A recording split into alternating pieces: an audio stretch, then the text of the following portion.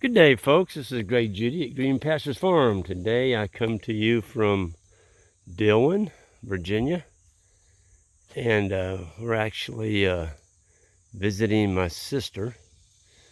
Lives about an hour outside of Charlottesville, and we're going to be going to the Stockman Grass Farmer gathering here later in the week with Joel Salatin and Jim Garrison. Those guys going to be held at Joel's farm.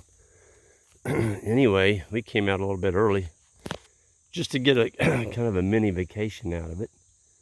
And it's just a beautiful place. I can remember when my sister and her husband, they actually built this, and the trees in the yard were little. My goodness. Talk about some beautiful shade trees. Look at this one. Man, that's a beast. Thing's got a 100-foot, it's over 100 foot across. Probably 150 feet tall.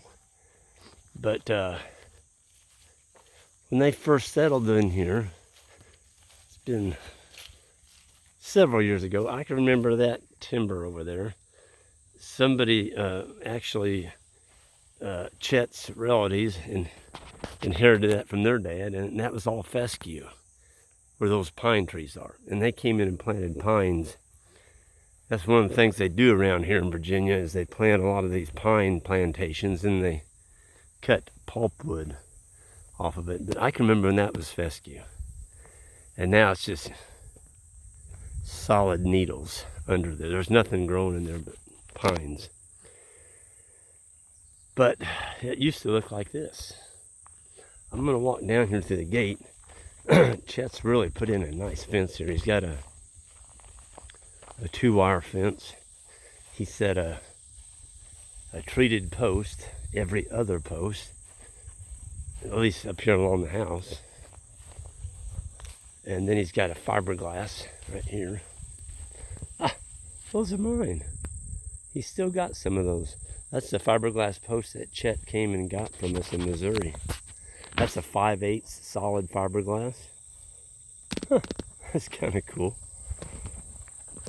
I didn't know he had some of those. They bought a bunch of them though. And of course he buried it. There's his power feed going in the ground, and it carries power to the other side over there. It comes out the other side. And I've seen this done before. It works pretty good. They took an insul tube right here, and there's a high tensile wire in the middle of that, and they went right through the post, and that's what he hooks to on the other side, which is pretty darn cool. See that? I've seen that on other farms. It works good. You just got to have a bit long enough to drill through. That's an 8-inch post. So his power feed, he's got a bolt. Some people can use clamps. They use bolts. Either one works great. And then there's your tensioner. And then there's your insulator. So that high tensile wire, you can see, I mean, that post is solid. Here it is on the other side. I'll show you. He's got, now he's just using poly braid for his gates, which is fine. I mean, that thing's hot. See, that's hot. It's not hot with it being open. Yeah, when he hooks it onto those little pigtails that I just showed you, that is hot. So here's where he came out on the other side right here. See, there's this buried line right there. And he's got a feeder going right onto this, just like he did on the other side. But man, he's got a pretty place. He keeps that all mowed on this side. And of course, this is where the cattle, he's letting this rest for a winter stockpile. Boy, he's going to have some beautiful grazing in here. Man. I was just going to show you, I was a little bit surprised how much diversity is in here. You know, look at that. That's Lespedeza, the little stuff. And there's clover in there too. And there's fescue and a lot of Kentucky bluegrass. Grasshoppers too. I'm going to get out here in the middle of it. I'm going to pull back the forage. Let's find a representative sample. And let's see, there's an old manure pile right here. There's something digging on it. Well, they're dry. That's pretty impressive though, you know, as dry as it is. Let's see if I can find a good spot to pull back some litter. Here we go. Here's a thick ear. Let's pull this back and see what's happening down in here. Oh yeah. There's some earthworm castings. Absolutely. He's got it going on, folks. There's some castings in there. That's cool. A little bit of foxtail right here. There's your fall foxtail. Man, I tell you what, the cows be happy to get in here. They run Black Angus here on this farm, and I think it dates back to that herd dates back maybe to the 50s. Give you the history on the Maxies. There was Chet's dad. His name is Bob, and there was Julian. Gosh darn it, I can't remember the other Maxie's name.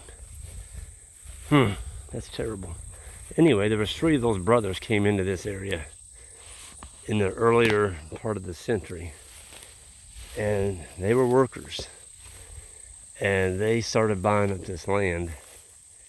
And I think before they were done, the 3 boys had around 3,000 acres. And so as they got older, of course, they deeded it over to their children. And none of the children were interested in continuing. When I say they put together 3,000, this is cattle country. They were raising cattle.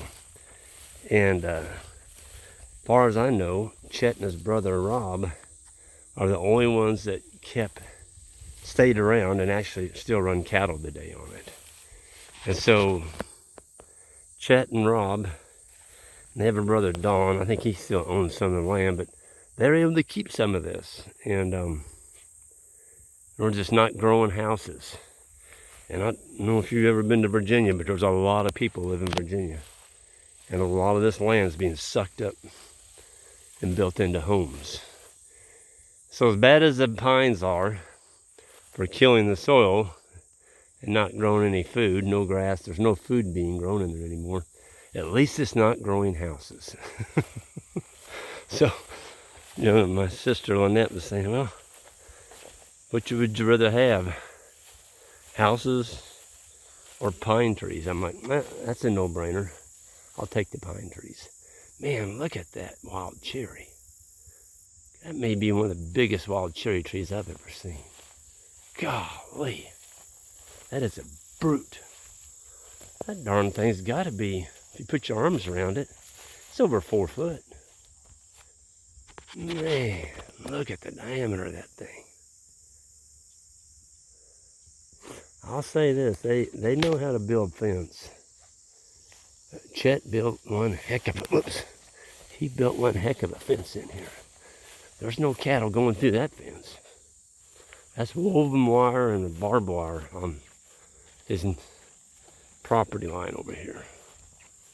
I'm just going to give you a close-up, you know, of what a pine.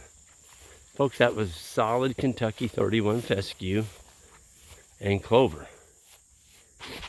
I can remember. I mean, Chet and I walked that. It was a beautiful grass field. Now look at it. So they haven't done any cutting. I think at the 15-year mark, they're supposed to come in and cut like every 2 trees and leave 1. Or something like that. And then it gives it sunlight for the remaining trees to get bigger. But folks, the pulpwood market, it may have come up a little bit. I don't know with lumber prices, but it was dead. I mean, they weren't even buying this stuff. You had to almost give it away. I can guarantee you this, if that was in grass, you'd be making about 4 times more income than you would on those pine trees. Maybe more than 4 times.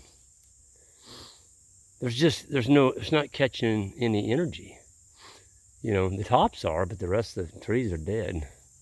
There's just no interception of life with the sunlight. So if you're thinking about putting in a pine plantation, that's what you'll have right there. And you don't get any income off that for at least 15 years from the time you plant them. And then I think after that, first cutting, they come back in like 10 years later and they clear cut it. They take everything. And then you have to replant. So it's almost like a once in 25-year income kind of thing. It's like, can you go without any income for 25 years? We're out here, Chet's able to get income every single year because he's capturing energy. Gosh, this is just a beautiful piece of grass. I haven't talked with Chet yet. He's actually working for our neighbor today, but he must have brush hogged this. I don't see a single weed. There's not one single weed in here. I don't even see an ironweed. Usually this time of year in Missouri, you'll see an ironweed. I don't see any.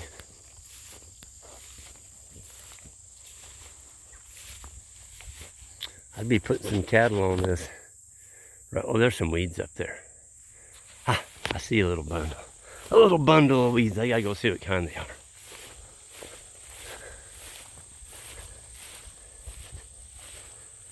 Yeah, it's been brush hogged. See, you can see it. There's the grass that he mowed off. So yeah, he clipped it. That's why it's also veg. Ooh, there's the nasty one right there. I'm gonna pull that for him. Whew.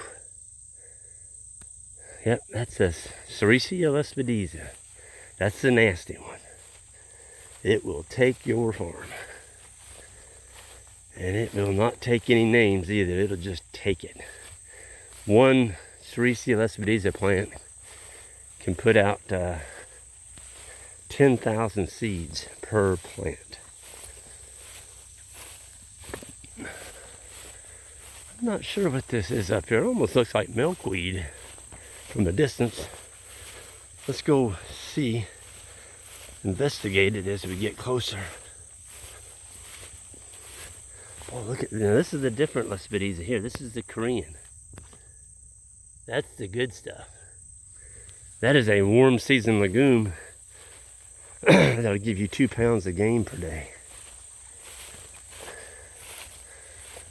And I'm getting closer and closer. What is this? It is milkweed.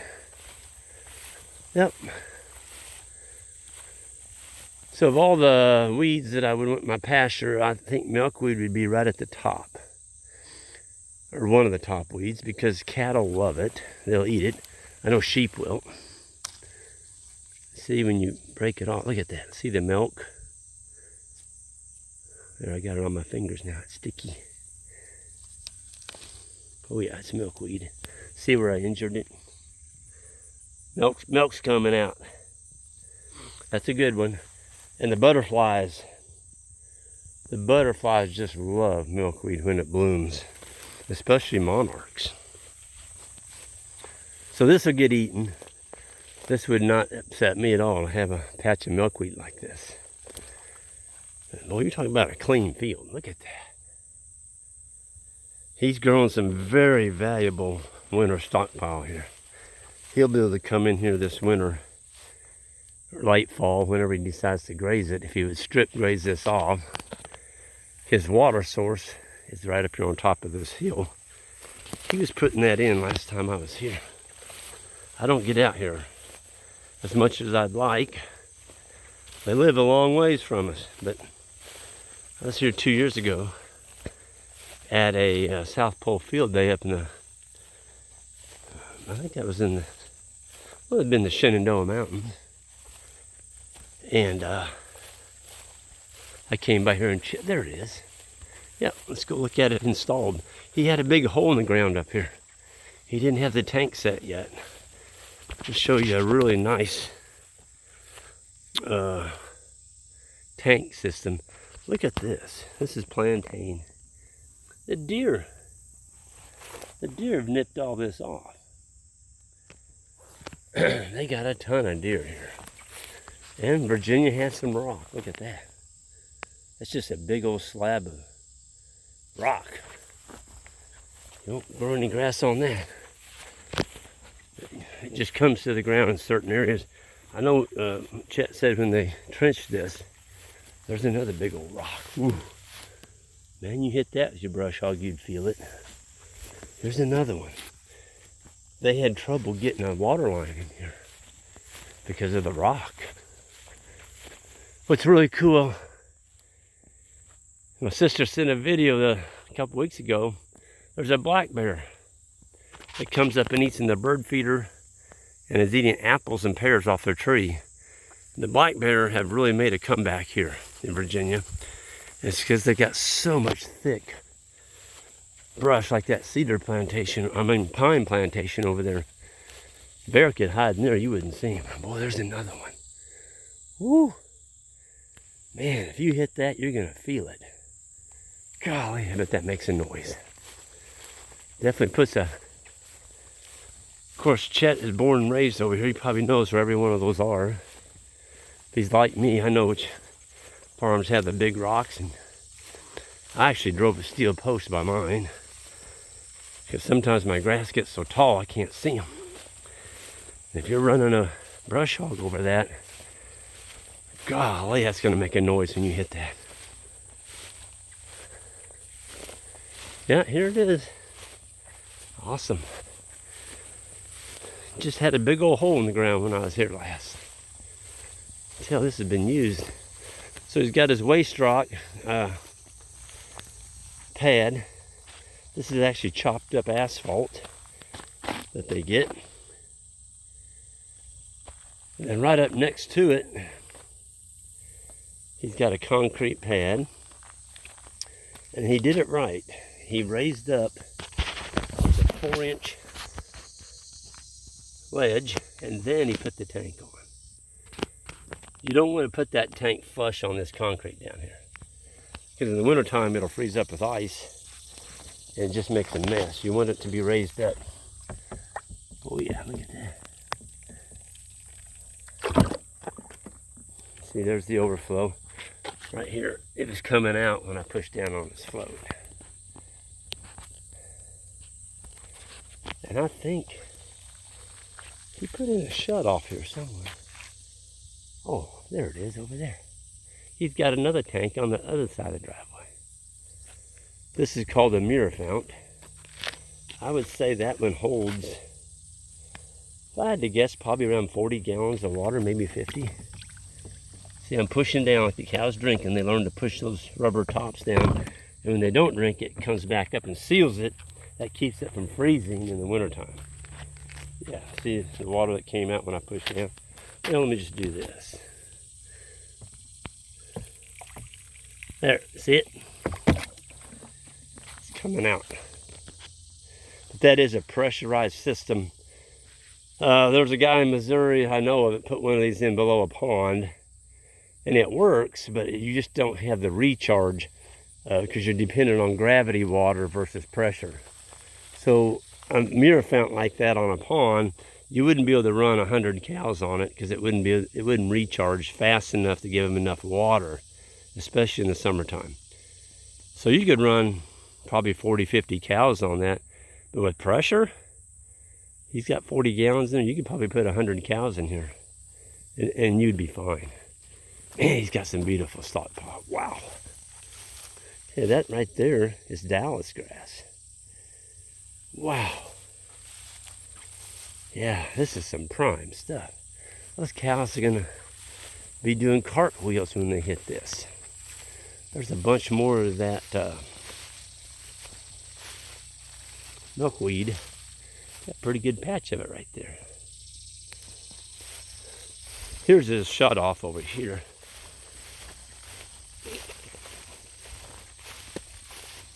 Maybe it's on the other side.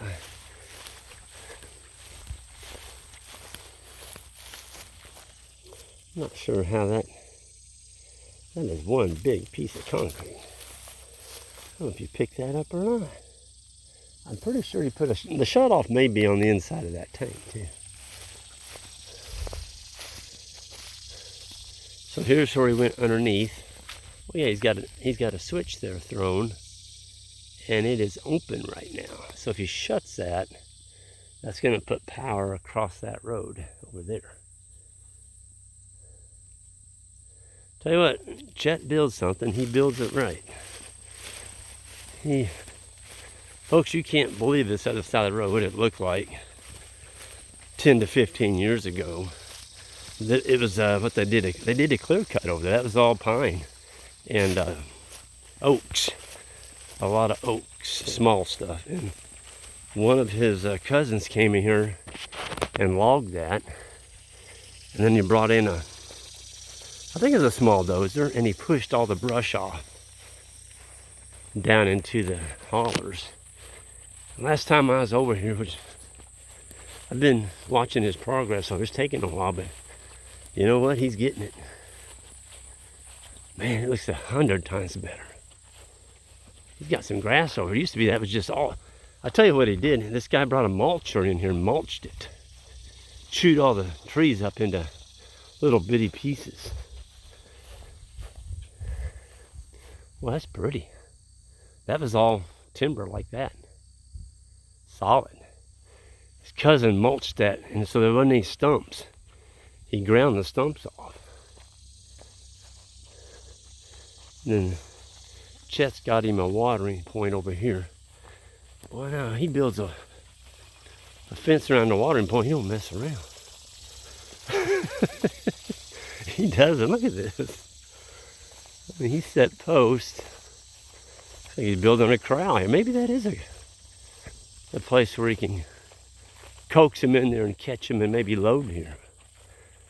I don't know. Well, it's got to be.